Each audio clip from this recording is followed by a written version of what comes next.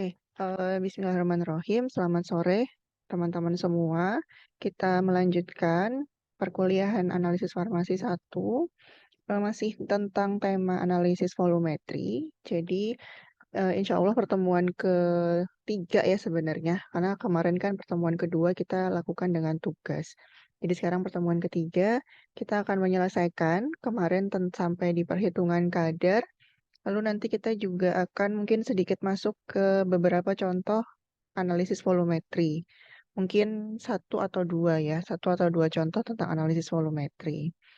Nah, pada pertemuan pertama, kemarin kita terakhir adalah sampai perhitungan kadar. Sebelumnya mungkin juga sudah sempat dilihat atau dipelajari ya, ada beberapa contoh rumus-rumus, kemudian juga ada satu contoh tentang soal pembakuan. Pembakuan ini pembakuan atau standarisasi. Jadi seperti yang waktu itu sudah dijelaskan, larutan standar itu ada dua, larutan standar primer dan sekunder. Nah, ketika ingin menggunakan larutan standar sekunder untuk titrasi, kita harus menstandarisasinya dulu atau harus dibakukan terlebih dahulu. Nah, ini contoh dari pembakuan tersebut dibakukannya dengan standar primer. Nah, kemudian ke perhitungan kadar. Jadi setelah kita melakukan standarisasi larutan standar, selanjutnya adalah melakukan titrasi untuk perhitungan kadar dari analit yang sedang ingin kita analisis.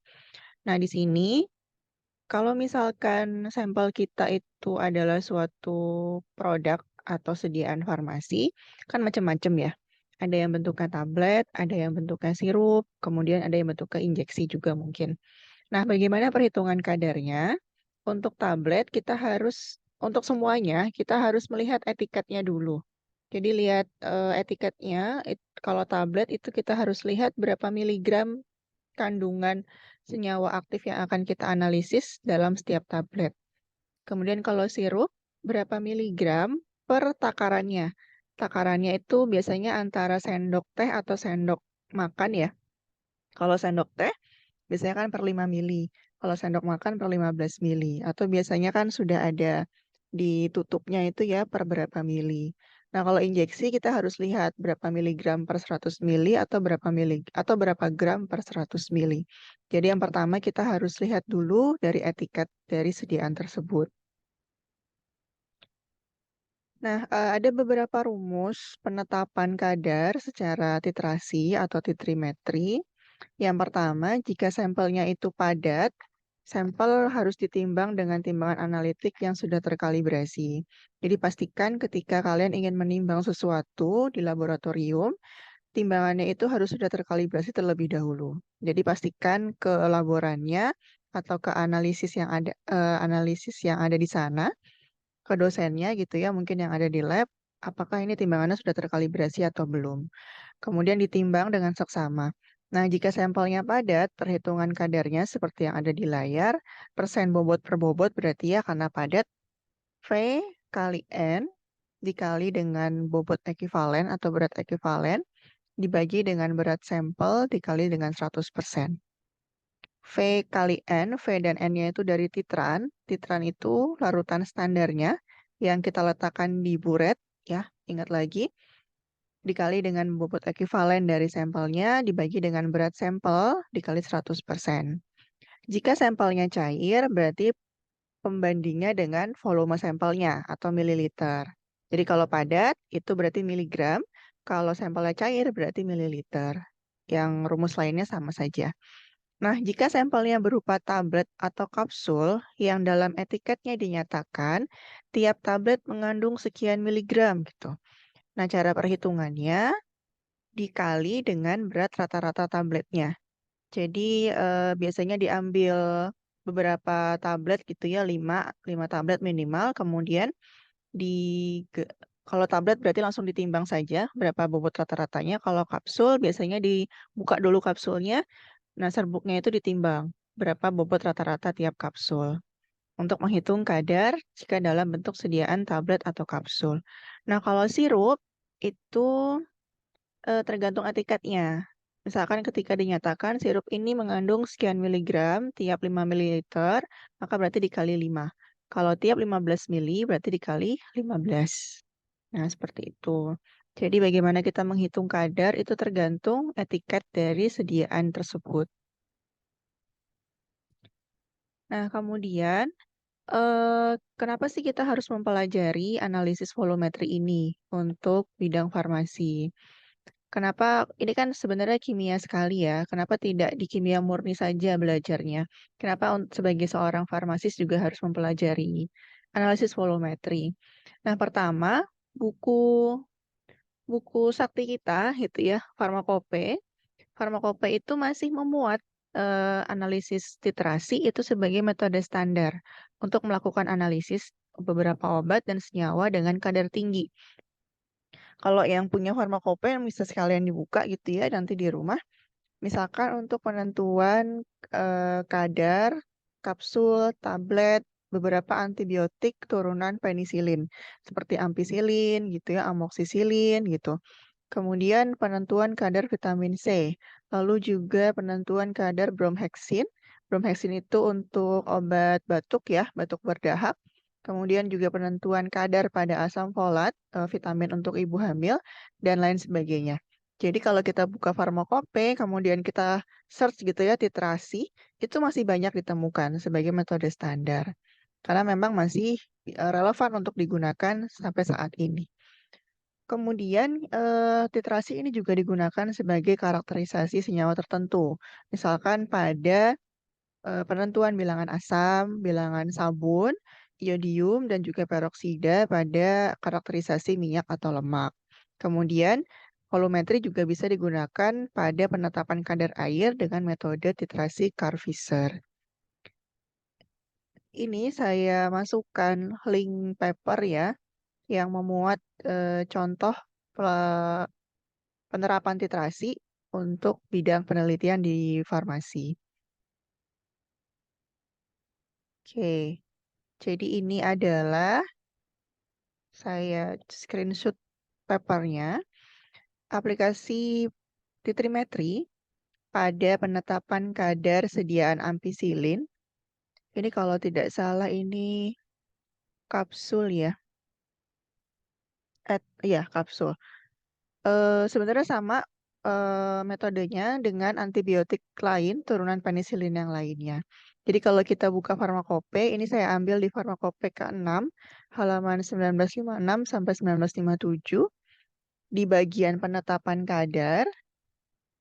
Di sini terlihat bahwa prosedurnya mengikuti penetapan kadar antibiotik secara iodometri. Jadi, untuk penetapan kadar kapsul ampicillin, kita masih bisa menggunakan titrasi, yaitu titrasi iodometri. Sampai ke bagian perhitungannya pun juga dicantumkan dalam Farmakope Indonesia.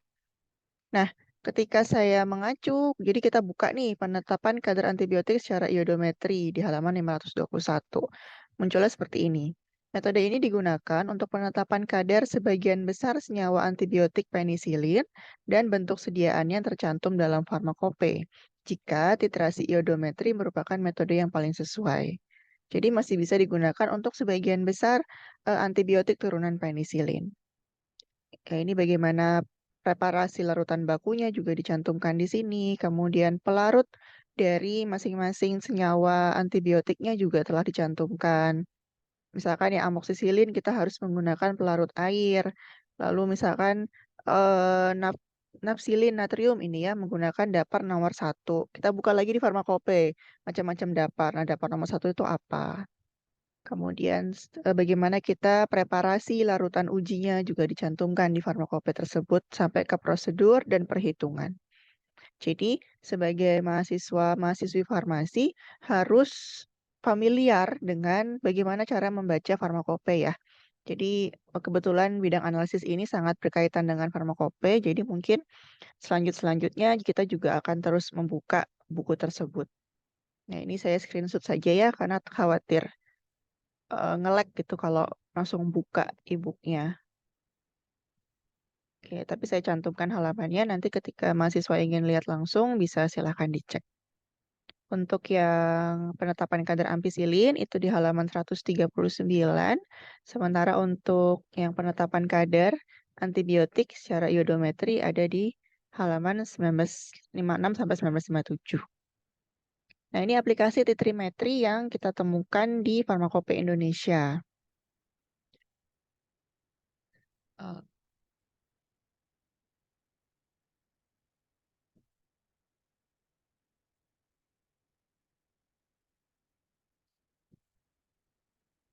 Nah, selanjutnya ini masih di Farmakope. Kalau tadi itu antibiotik turunan penisilin, nah yang ini yang vitamin C. Vitamin C itu bisa kalian buka di Farmakope K6, halaman 175 sampai 176. Di situ dicantumkan penetapan kadarnya, timbang seksama kurang lebih 400 mg zat, larutkan dalam campuran 100 ml air dan 25 ml asam sulfat 2N. Tambahkan 3 mili indikator kanji, titrasi dengan iodium. Konsentrasinya 0,1 N hingga berwarna biru violet yang stabil. Lakukan penetapan blanko, hitung persentase asam askorbat atau vitamin C dalam zat dengan rumus seperti ini. VS itu adalah volume titran yang digunakan untuk titrasi dan VB itu volume titran pada blanko. Jadi kita melakukan 2 kali titrasi, satu itu blanko, blanko itu berarti tanpa sampel, dan yang satu itu dengan sampel. Nanti volumenya dikurangi. Volume titran sampel dikurangi volume titran blanko. Dikali dengan N, normalitas dari titrannya, dikali dengan F. F ini adalah faktor ekivalensi, 88,06 mg per mili ekivalen. Kemudian dibagi dengan W itu adalah bobot zat dalam miligram, bobot sampel kita dalam miligram, lalu dikali dengan 100.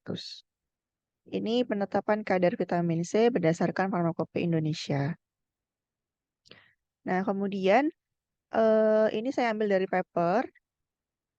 Tadi ya aplikasi pada karakterisasi minyak dan lemak. Di sini paper ini tahun 2022. Iya betul, Agustus tahun 2022. Ini karakterisasi fisikokimia pada minyak ikan patin yang dimurnikan dengan menggunakan bentonit dan karbon aktif.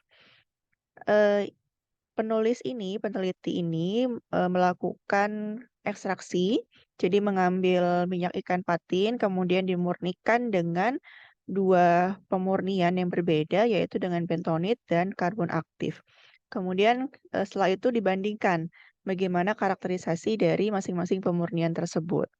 Nah, karakterisasi yang dilakukan itu ada 5 sorry ya, ada 5, tetapi yang menggunakan metode titrasi itu ada 4. Yang pertama adalah penetapan bilangan asam. Ini ya, yang poin 2.2.1. Penetapan bilangan asam ini dengan titrasi alkalimetri, karena titrannya menggunakan basa ya, KOH. Kemudian ini titrasi pada penentuan bilangan peroksida, titrannya adalah natrium tiosulfat. Kemudian penentuan bilangan iodin, nilai bilangan iodium. Itu titrannya adalah natrium tiosulfat juga. Kemudian saponifikasi, penyabunan, nilai angka sabun itu menggunakan titrasi asidimetri karena titrannya adalah HCl. Jadi kita masih bisa identifikasi atau menentukan kualitas dari minyak atau lemak itu menggunakan metode titrasi seperti yang dicontohkan pada paper tersebut. Itu juga dimuat. Jadi kalau paper itu mungkin tidak serinci ketika kita melakukan percobaan di laboratorium ya. Kalau di buku panduan laboratorium kan prosedurnya panjang tuh, terus banyak banget, terus rinci. Nah, kalau paper itu tidak sepanjang itu. Kita cukup menuliskan hal-hal yang penting. Intinya adalah komponennya tercantum, kemudian metodenya mengacu kemana. Di sini disebutkan metodenya itu mengacu ke AOAC tahun 2000. Jadi disebutkan mengacunya kemana gitu ya. Kemudian eh, berapa banyak dari komponen yang kita ambil itu juga harus dicantumkan. Seperti ini 1 gram, 1 gram, 0,1, apa namanya, konsentrasi dari bakunya juga dicantumkan 0,1 dan seterusnya. Jadi ini contoh penerapan pada penelitian karakterisasi minyak dan lemak menggunakan metode titrasi. Oke, itu sudah berarti pengantar sudah selesai, pengantar mengenai titrasi atau analisis volumetri. Sekarang kita masuk ke pembahasan mengenai jenis-jenis metode titrasi.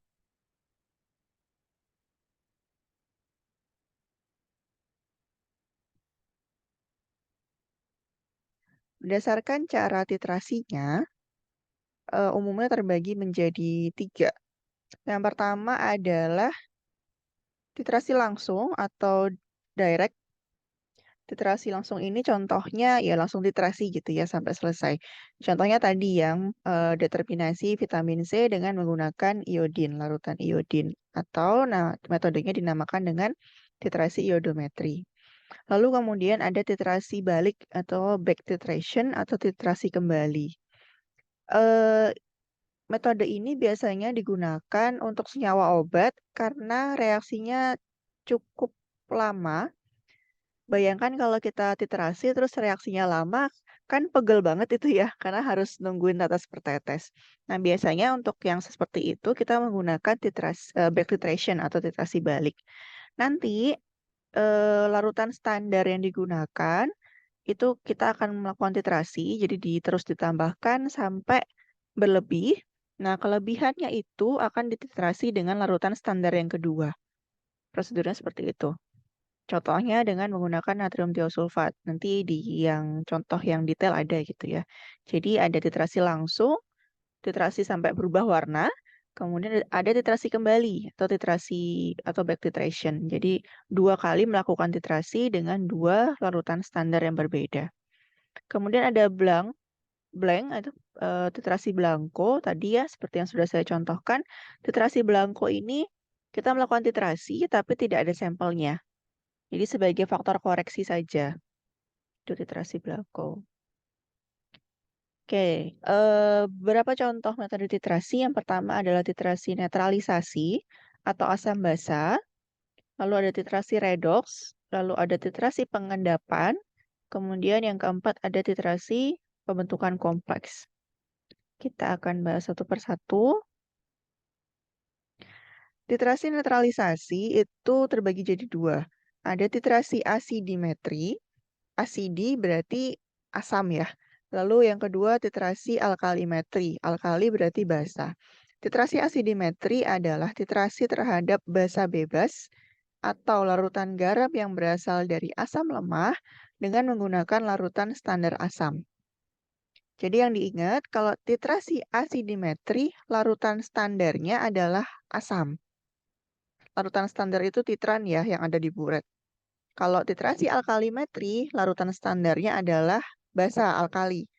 Jadi yang di dalam burat itu basa.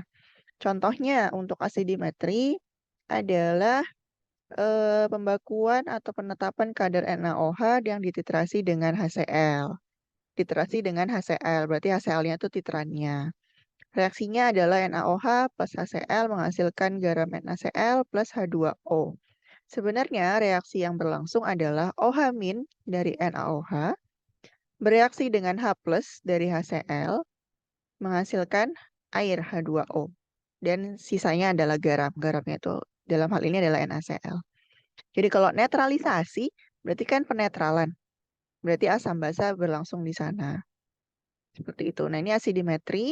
Kembalikannya adalah alkalimetri. Larutan standarnya adalah basa. Contohnya di sini titrasi asam asetat dengan NaOH. Jadi titrannya adalah NaOH. NaOH adalah basa kuat. Reaksinya seperti yang ada di layar. CH3COH plus NaOH menghasilkan CH3CONA plus air. Reaksi sebenarnya adalah H+ dari CH3COH bereaksi dengan OH- dari NaOH menghasilkan air dan sisa garamnya. Seperti itu. Oke, sebenarnya dalam titrasi itu penentuan titik ekuivalen selain menggunakan penambahan indikator, kalau dengan indikator kan mudah ya, kita tinggal memperhatikan aja perubahan warnanya gitu. Tapi sebenarnya selain dengan indikator itu, kita juga bisa dengan penentuan pH. Nah, dengan penentuan pH itu kita ukur pH-nya setiap kenaikan volume dari titrat. Misalkan setelah penambahan 10 ml titran, kita cek pH-nya nih. Kita buat bukan kurva kalibrasi, kurva titrasi seperti ini. Jadi kalau 10 mili titran NaOH, pH-nya ternyata masih sekitar 1. Kalau 20, 30 masih sekitar 1. 40 ternyata dia mulai naik nih pH-nya.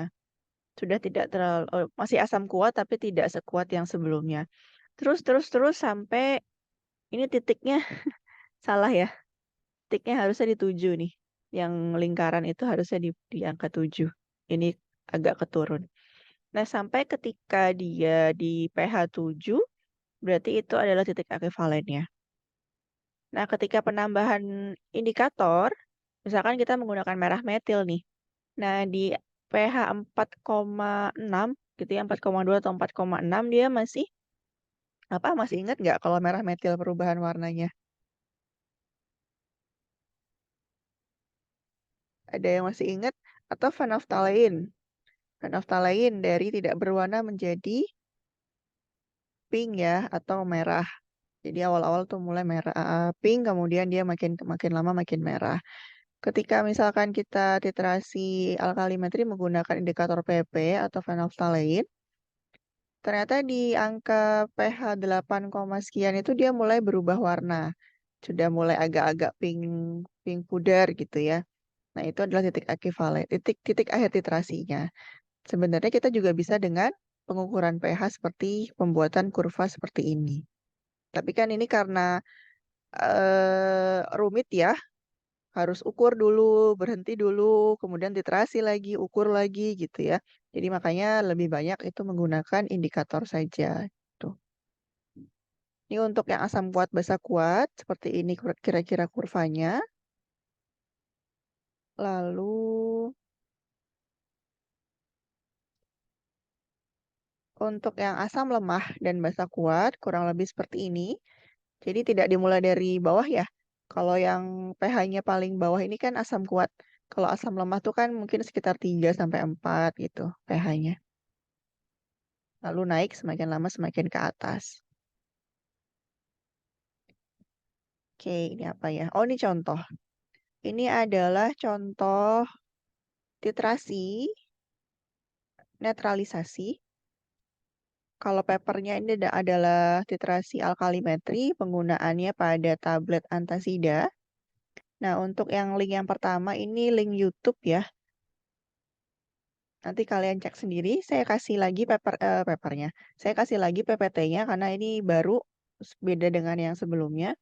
Jadi nanti kalau ingin lihat teknisnya secara langsung, persiapan, kemudian alat-alatnya, kemudian bagaimana teknisnya dalam meneteskan, itu bisa cek di video YouTube ini.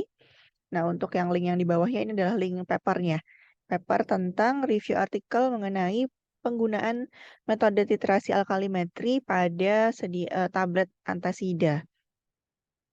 Ya, jadi ternyata masih bisa digunakan untuk penetapan kadar pada antasid titrasi alkalimetri ini. Tidak tercantum di farmakope, tapi ternyata bisa digunakan gitu. Nah, itulah perlunya kita banyak membaca paper di jurnal-jurnal ilmiah. Karena banyak pengembangan metode yang tidak selalu tercantum di buku gitu ya, tidak selalu ada di farmakope. Dan lebih update kan kalau kita baca paper itu. Ini tahun 2023, jadi masih baru. Oke, tadi titrasi netralisasi. Masih relatif mudah ya. Kemudian yang kedua adalah titrasi pengendapan. Titrasi pengendapan ini adalah prinsipnya titrasi yang mengakibatkan terjadinya endapan. Karena namanya pengendapan, otomatis nanti yang dilihat adalah endapan. Contohnya adalah titrasi argentometri. Itu adalah titrasi Cl- dengan menggunakan larutan standar AgNO3. Persamaan reaksinya adalah Cl- plus Ag plus menghasilkan AgCl yang berupa endapan. Jadi kalau ada tanda panah ke bawah ini, dia simbol dari endapan ya. Kalau ada reaksi kimia, kemudian ada tanda panah ke bawah, itu harus simbol dari endapan. S ini adalah solid, berarti endapan serbuk. Aki ini adalah ako, jadi larutan, menghasilkan satu endapan AgCl. Ini adalah reaksi kombinasi ion, jadi ada ion negatif ketemu dengan ion positif. Indikator yang digunakan adalah larutan garam K2CrO4, larutan garam Fe3, atau larutan fluoresensi atau eosin. Tapi umumnya kita menggunakan K2CrO4 yang banyak digunakan pada titrasi argentometri. Link yang di bawah ini juga teknis atau praktek bagaimana melakukan titrasi argentometri. Nanti bisa dicek di rumah ya. Ini papernya, penerapan metode argentometri dengan menggunakan indikator K2CrO4. Ini kebetulan saya dapat dari UII, jadi mahasiswa UII yang melakukan penelitian. Mereka melakukan validasi metode penentuan amonium klorida dalam obat batuk hitam (OBH) secara titrimetri. Nah, ternyata titrimetrinya itu adalah titrasi argentometri dengan menggunakan indikator K2CrO4. Validasi. Jadi, kalau validasi, ini tidak hanya berhenti sampai penetapan kadar, tapi banyak lagi uji-uji yang lain yang dilakukan. Jadi kalau validasi ini ingin melihat apakah satu metode itu bisa diterapkan untuk pengujian atau tidak. Kalau hasil validasinya bagus, berarti metode itu bisa digunakan untuk pengujian sampel tersebut. Nah, karena di farmakope itu metode uji untuk amonium kloridanya bukan menggunakan titrasi argentometri. Nah, peneliti ini ingin melakukan penetapan kadarnya dengan menggunakan titrasi tersebut. Oleh sebab itu, dia harus memvalidasinya. Validasi metode nanti kita pelajari di Anfar kedua ya, insya Allah semester depan. Tapi ini supaya ada gambaran sedikit aja. Nah, prosedur kerjanya yang paper tadi ya masih.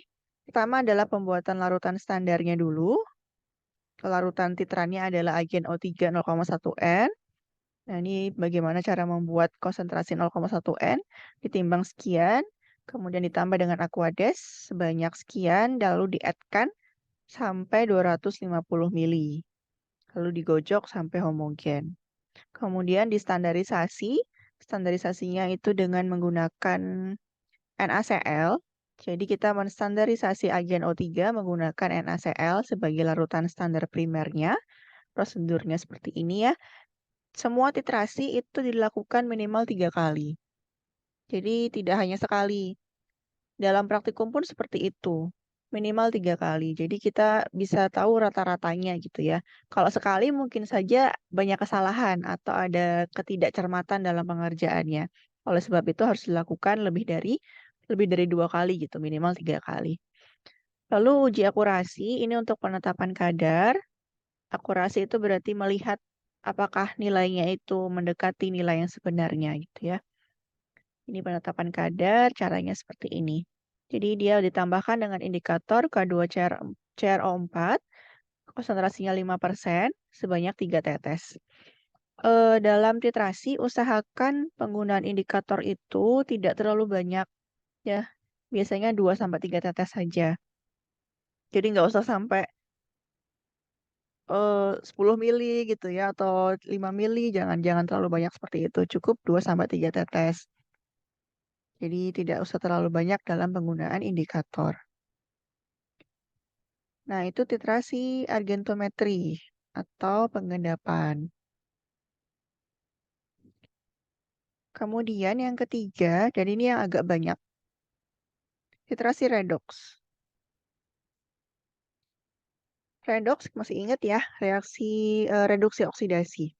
Titrasi ini menyangkut reaksi redox atau reaksi perpindahan elektron antara zat yang dititrasi dengan zat penitrasinya atau sebaliknya.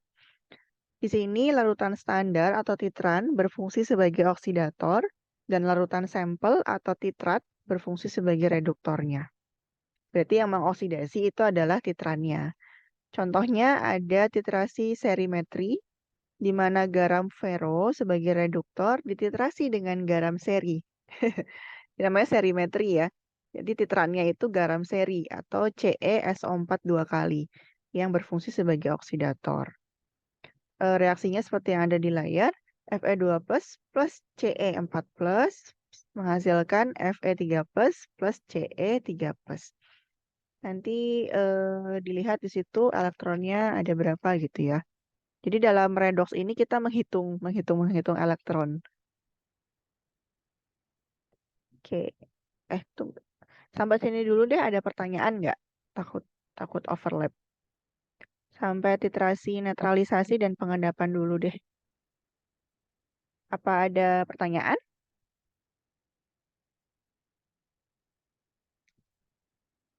Coba sambil saya buka farmakope ya.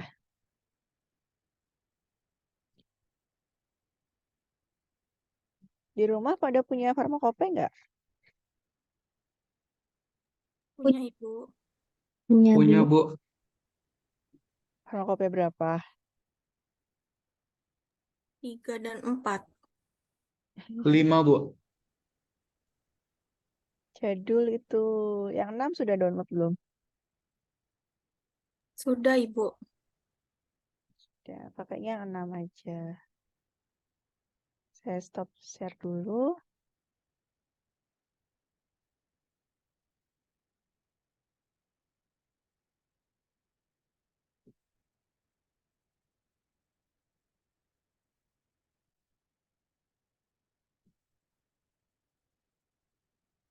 Oke, kelihatan ya gambar Garuda. Coba kita search vitamin C.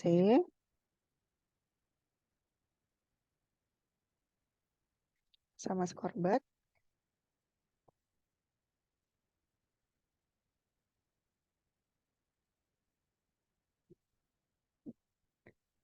Ini asam askorbat mengandung tidak kurang dari 99,0% dan tidak lebih dari 100,5% C6H8O6.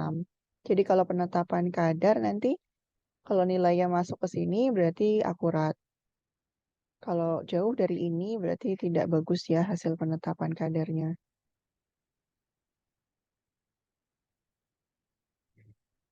Identifikasi. Identifikasinya menggunakan IR, spektrofotometer, infrared. Tetapi untuk penetapan kadar itu menggunakan tadi ya, titrasi.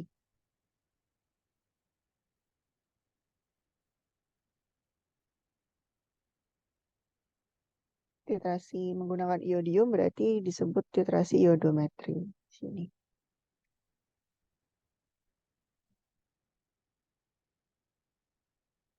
Nah, kalau di farmakope mungkin tidak terlalu rinci ya. Di sini kan cuma disebutkan timbang seksama lebih kurang 400 mg, larutkan dalam campuran 100 ml air dan 25 asam sulfat 2N. Nanti dalam prakteknya, kita harus membuat dulu asam sulfat 2N itu. Kemudian kita harus buat dulu larutan kanjinya. Kemudian kita juga harus buat dulu, mana ini ya? Nah ini, larutan iodium 0,1N-nya gitu. Jadi apa yang tercantum di sini itu belum berupa prosedur rinci. Titrasi dengan iodium 0,1N sampai berwarna biru violet yang stabil. Kalau biru violetnya masih bisa hilang dengan penggojokan, berarti masih harus dititrasi lagi sampai dia tidak hilang gitu warnanya. Biru violet ini biru keunguan gitu. Lakukan penetapan blanko, berarti kita harus titrasi juga blankonya tanpa sampel. Nanti akan dikurangkan nilainya. Oke. Nah, kalau tadi kan vitamin C murni ya, yang dalam bentuk padatan gitu. Nah, bagaimana yang injeksinya? Di sini ada di bawahnya adalah injeksi vitamin C. Penetapan kadarnya ternyata menggunakan KCKT. Jadi tidak selalu sama ya. Bisa jadi beda sediaan, metode penetapan kadarnya itu berbeda. Seperti yang vitamin C ini aja. Vitamin C murni yang bentuk serbuk atau padatan itu bisa menggunakan titrasi, tapi untuk injeksi kita ternyata direkomendasikan oleh farmakope itu menggunakan prosedur menggunakan KCKT. Berarti ini ada pemisahan di situ. Ingat yang awal-awal ini ya materi analisis, kalau menggunakan instrumen itu kan umumnya untuk sediaan yang kadarnya kecil atau kita perlu melakukan pemisahan di sana. Nah, kalau kromatografi itu kan dia punya kolom yang dapat memisahkan komponen-komponen yang banyak gitu. Nah, dalam injeksi asam askorbat itu mungkin direkomendasikannya lebih baik menggunakan KCKT saja. Ini prosedurnya. Nah, jadi seperti itu cara membaca farmakope ya.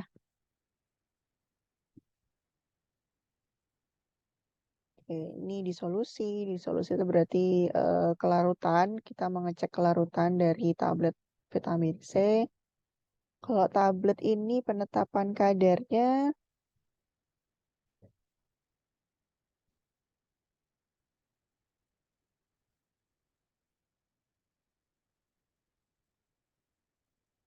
di centrifuge di Blanco. Titrasi juga, ya. Jadi kalau yang injeksi, karena kadar injeksi itu kan kecil ya, maka direkomendasikan menggunakan KCKT. Nah, tablet vitamin C itu kan memang biasanya besar, 500 mg, itu 1000 mg. Nah, itu ternyata masih bisa menggunakan titrasi.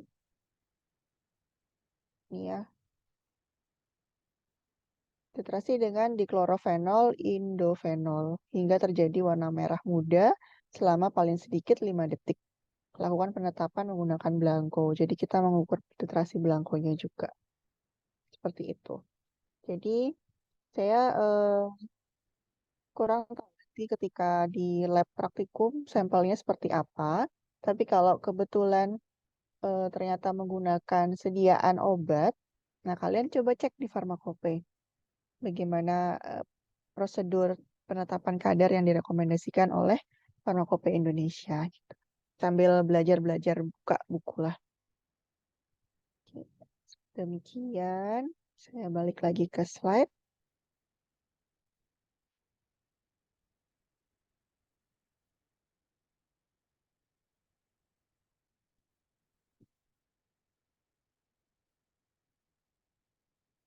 Oke, ini ya.